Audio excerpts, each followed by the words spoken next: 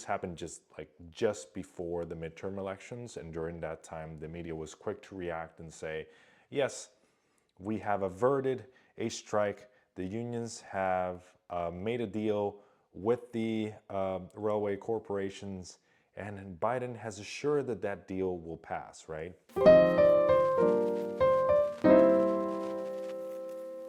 Hello everyone, welcome back to Luis Discusses Everything. And in today's video, we're going to discuss the railway strike, essentially.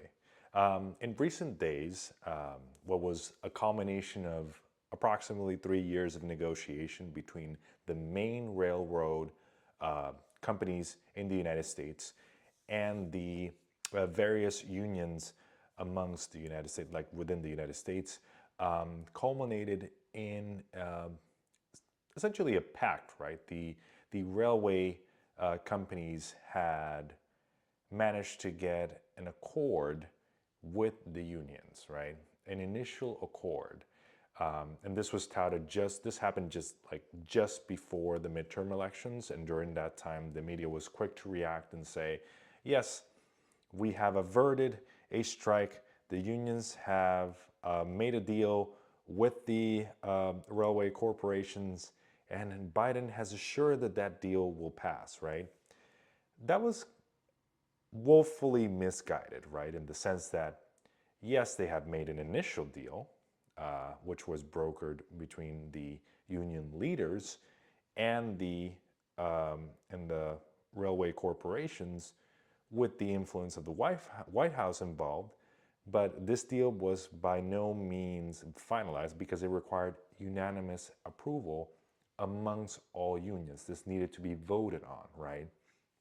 And what happened recently, as of late night Thursday to Friday of this past week? I'm recording this on Sunday, December 4th. This happened on December 2nd, as you can see by the date of the article. What happened was that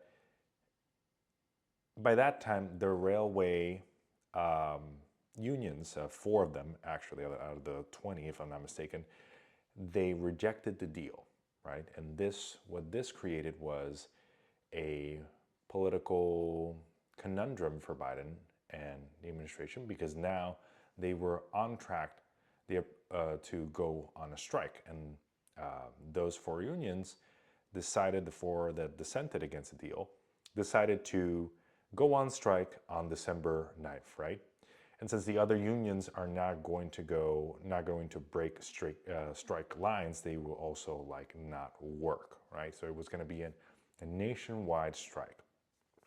In response, what Joe Biden did and the administration did is they forced through a different deal, one that included only one paid day off, right? I think it is in this case just one paid day off per year, essentially, right? Something that was, terrible in the eyes of not only the railway workers, but in my opinion as well, I think it's terrible. Like, I get at least 8 days of paid sick leave if a year, right? I think that's low. Imagine a railway worker that has a much tougher job than a teacher, I would say. And so this created a whole outrage, not only across the political circles, but you can see along different sides of the political spectrum. I'm showing you articles from ABC, CNN Business, I'm showing CNBC, Times Magazine, but if you look at just a quick search, they all have different ways of spinning it, but there is a wide swath of consensus amongst all of these sectors that this deal that was crammed through Congress, right, was not an acceptable deal, right? And this is only possible due to a 96-year-old law that was passed way back in the early 1900s. Is the Railway Labor Act of 1926, which was essentially a compromise between large corporate conglomerates of railways and unions at the time, right? This is in response to numerous skirmishes between corporate bosses at the time and union leaders at the time. These types of disputes would more often than not end up being violent. And so this labor act, the Railway Labor Act of 1926, was passed into law. And this was supposed to be a kind of like a compromise that would benefit the unions, right? Fast forward 96 years into the future, and what's going on is that this act is being used by corporations in their favor, precisely because a lot of the politicians in Congress are bought off. Biden is no exception of that, right? They hold a lot of sway over the Biden administration.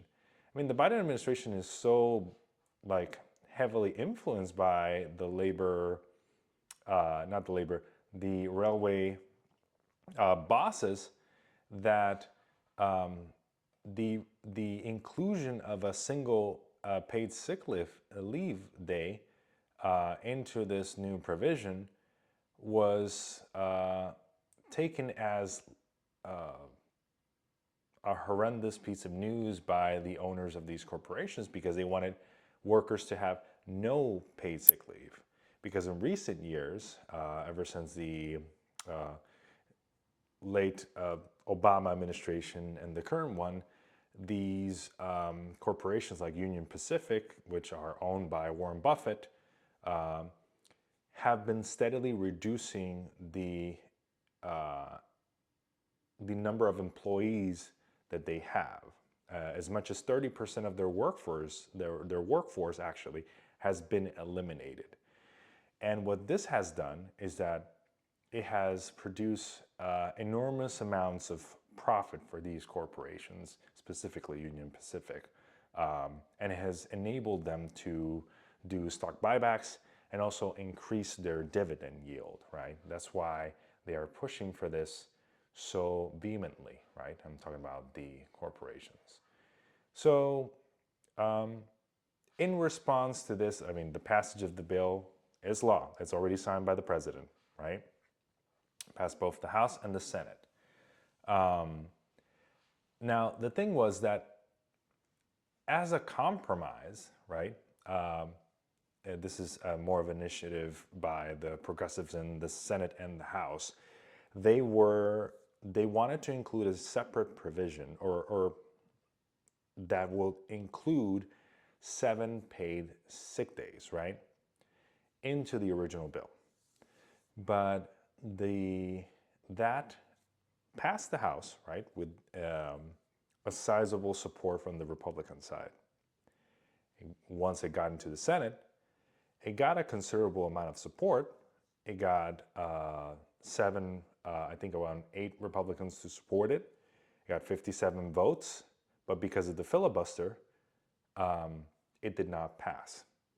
So we are stuck with the original deal of just 1 sick day passing under the bill, but then not the 7 paid sick days. That was the amendment that was proposed by Bowman, or I mean, the progressives in both the House and the Senate, right? So where do we go from here?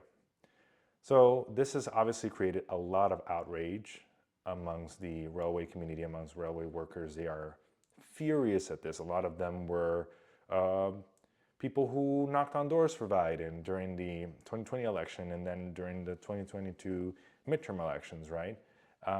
Supported Democrats before. Now a lot of them are even thinking of voting for Democrats after this, right? They are pushing for Biden to include in an upcoming executive order the provision for sick days, right? The provision for paid sick leave, the original 7 days. They're looking to include it in an upcoming executive order that details that any federal worker, right? Railway workers are federal workers by extension, because they directly affect the federal network. That happened under Obama initially, right? This executive order, and the Biden administration wants to do something similar, an executive order that would include those paid sick days. Obama did not do that, right? During that time, he expanded the amount of paid sick days that federal workers would have, but made an exception for railway workers, right? The railway union leaders, or the railway union leaders are looking for Biden to include that in the executive order. We'll see if that happens. As of December 4th, that has not happened. There has been no indication that it will happen, but the union leaders are confident that it will because of the momentum they've had in the Senate, right? There's so much support, bipartisan support, even though the original bill amendment was filibustered into oblivion, right?